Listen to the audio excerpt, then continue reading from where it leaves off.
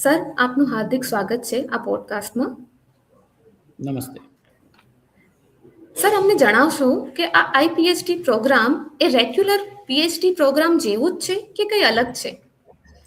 ના, આ PhD programme એ regular શૈક્ષણિક પીએચડી પ્રોગ્રામની જેવો જ પ્રોગ્રામ છે.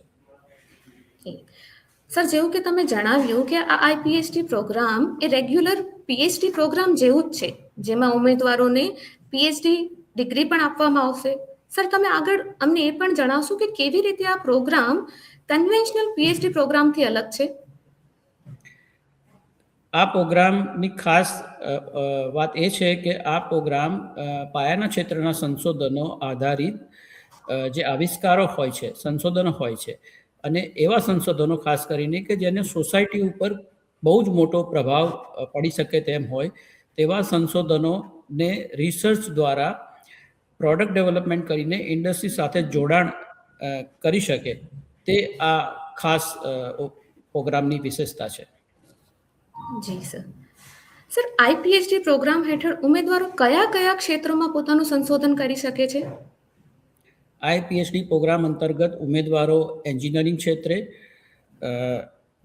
એગ્રીકલ્ચર કૃષિ ક્ષેત્રે તથા માનવ સ્વાસ્થ્ય જેને આપણે હ્યુમન હેલ્થ કહીએ છીએ અને પશુ સ્વાસ્થ્ય એટલે કે વેટરનરી તથા પોલિસી ક્ષેત્રના એરિયામાં પીએચડી કરી શકે છે. સર, જેવું કે તમે જણાવ્યું કે આ પ્રોગ્રામમાં agriculture, human health, engineering, policy અને વેટરનરી સાયન્સ જેવા અલગ અલગ ક્ષેત્રો સામેલ છે. તો શું આવા ક્ષેત્રોમાં કોઈ વિશેષ એસીએસઆઈઆર સેન્ટરો ઉપલબ્ધ છે કે જ્યાં ઉમેદવારો પોતાની પીએચડીને લગતું સંશોધન કરી શકે છે? હાજી, આ દરેકે દરેક ક્ષેત્રમાં સીએસઆઈઆર ભારત સરકારની જે સંસ્થા છે તેની 37 જેટલી લેબોરેટરી અલગ અલગ ક્ષેત્રમાં ભારત સરકારના તમામ વિસ્તારોમાં ઉપલબ્ધ છે. ત્યાંથી ઉમેદવારો આને લગતા સંશોધનો કરીને આઈપીએચડી કરી શકે છે. જી સર. સર, આ પ્રોગ્રામ હેઠળ કોર્સ વર્કની શું આવશ્યકતાઓ છે? શું આ પ્રોગ્રામ ઇન્ટરડિસિપ્લિનરી રિસર્ચ માટે ફ્લેક્સિબિલિટી આપે છે? હાજી, આ પ્રોગ્રામમાં ઉમેદવારોએ ટોટલ 18 જેટલી ક્રેડિટ્સના 4 મુખ્ય ડોમેનમાં કોર્સ વર્ક કરવાનું હોય છે, જેમાં રિસર્ચ મેથોડોલોજી, રિસર્ચ અને પબ્લિકેશન એથિક્સ.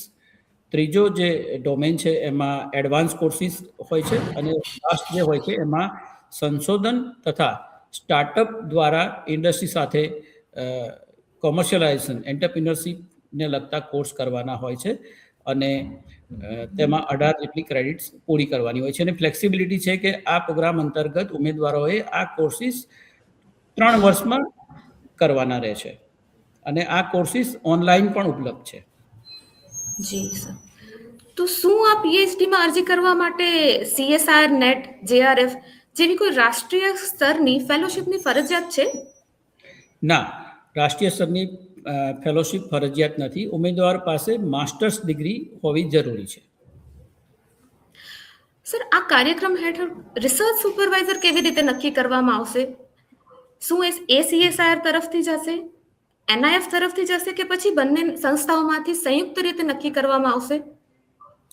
આ પ્રોગ્રામ એનઆઈએફ અને એસીએસઆઈઆર નો સંયુક્ત પ્રોગ્રામ છે. તેથી ઉમેદવાર માટે એનઆઈએફ અને એસીએસઆઈઆર બંને તરફથી ગાઈડ અને કો ગાઈડની જોઈન્ટલી નિમણૂક કરવામાં આવશે. સર, રિસર્ચ કરવા માટે કોઈ નક્કી કરેલી લેબોરેટરી ઓર સંસ્થા છે કે પછી ઉમેદવારને રિસર્ચ લોકેશન જાતે પસંદ કરવાની ફ્લેક્સિબિલિટી પણ આપવામાં આવશે? ઉમેદવારને પસંદગી માટે ફ્લેક્સિબિલિટી છે આ પ્રોગ્રામ અંતર્ગત, જેમાં સીએસઆઈની લેબોરેટરી અથવા તો મેં જેમ અગાઉ કહ્યું તેમ કે ભારતની અથવા તો રાજ્ય સરકારની જે શૈક્ષણિક સંસ્થાઓ છે અને એમાં રેકગ્નાઇઝ લેબોરેટરી હોય અથવા તો સેન્ટર્સ હોય ત્યાં ઉમેદવારો પસંદગી કરી શકે છે. સર, આપનો ખૂબ ખૂબ આભાર કે તમે આઈપીએચડી પ્રોગ્રામ વિશે અમને બહુ સારી માહિતી આપી, જે અમારા ઉમેદવારોને ખૂબ મદદગાર થશે. ધન્યવાદ સર. ધન્યવાદ મમતા.